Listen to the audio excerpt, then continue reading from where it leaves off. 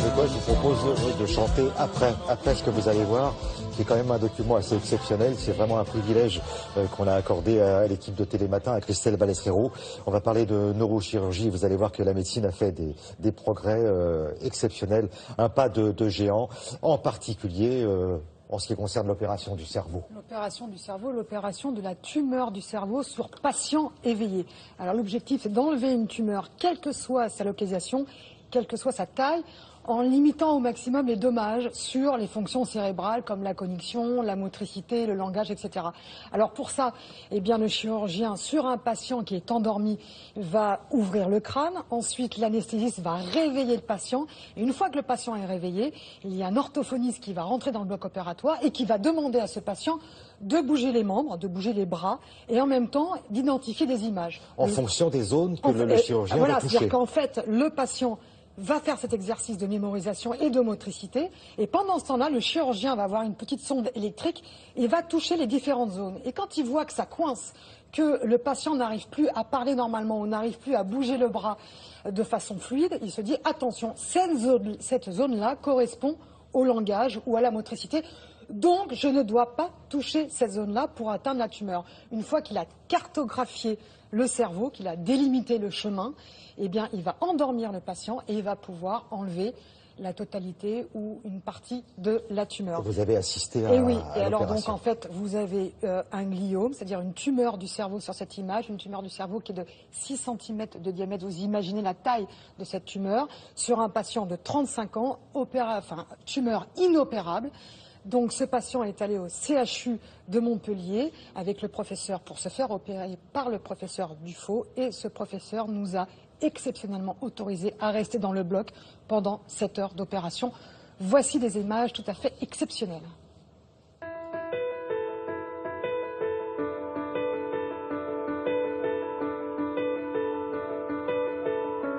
Les patients sont souvent porteurs de tumeurs au cerveau, en d'autres termes, qui infiltrent une partie de leur cerveau. Et le but est d'enlever la majeure partie de cette maladie chronique, voire même de prendre de la marge quand c'est possible, tout en préservant la fonction. Le principe est de réveiller le patient pendant l'intervention, puisque le cerveau ne peut pas ressentir de douleur, nous aider à diagnostiquer où se trouvent les zones qui sont cruciales pour bouger, parler, réfléchir, ou pour les aspects émotionnels également, en d'autres termes, d'identifier les réseaux. Le patient est endormi pour l'ouverture et la fermeture, parce que la peau pourrait faire mal, on n'a pas besoin de lui. On arrive sur le cerveau et à ce moment-là, il faut faire connaissance avec le cerveau du patient. La meilleure façon, c'est d'être cartographe. On utilise des stimulations électriques qui nous permettent de dire qu'est-ce qui se passerait si j'enlevais cette zone. Si le patient arrête de bouger, de parler, de réfléchir, on met un sans interdit et on dit on n'y va pas. Ceci est un éléphant.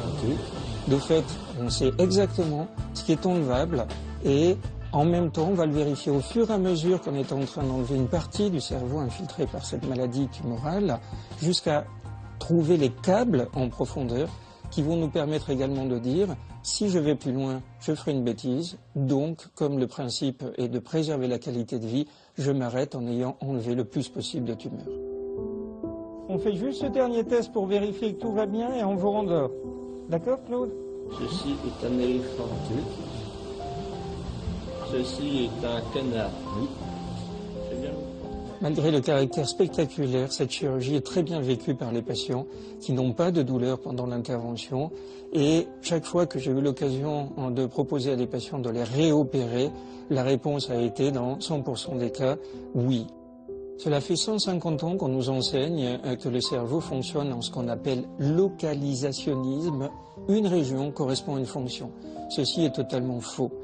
Le cerveau fonctionne en réseau qui sont capables de se compenser les uns les autres, débouchant sur la notion de plasticité et qui fait que l'on peut être amené à enlever un ou deux lobes chez un patient qui est porteur d'une tumeur cérébrale et qui pourtant va récupérer une vie normale parce que ces fameux réseaux auront été capables de se réorganiser, faisant qu'on a tous un cerveau différent. On a trouvé les limites grâce à vous et vous allez tout récupérer à la fin.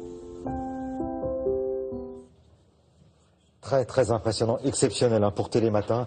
Des nouvelles du patient, Christelle? Alors, le patient va très très bien. Le lendemain de l'opération, qui était une grosse opération quand même, lourd, plus de 7 heures, entre 7 et 9 heures d'opération, parce qu'après il a fallu recoudre le cuir chevelu à la fin. Enfin, bon, c'était un peu compliqué. Le lendemain de l'opération, le patient va très très bien.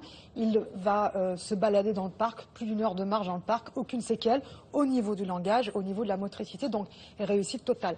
Et pour la petite information, le professeur Dufaux a opéré une polyglotte, une pianiste russe qui parlait 5 langues, mais quand il a voulu atteindre la tumeur, il s'est aperçu que les langues allaient être touchées. Donc il a demandé à sa patiente quelle langue vous voulez supprimer. Alors elle a dit je préfère supprimer l'espagnol et l'italien.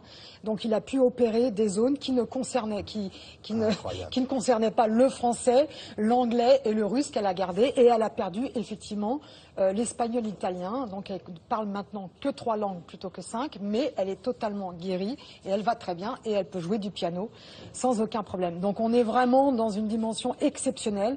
Pour la première fois, effectivement, on s'aperçoit que le cerveau bouge, le cerveau évolue et surtout votre cerveau n'est pas mon cerveau. C'est pour cette raison que c'est important de localiser les endroits avant d'opérer une tumeur. Voilà, le cerveau fonctionne en réseau. En réseau, voilà. Merci beaucoup en tout cas, professeur, et puis un salut amical à notre patient. J'espère qu'il nous regarde. Accepté pendant l'opération. Et bravo, merci beaucoup Christelle.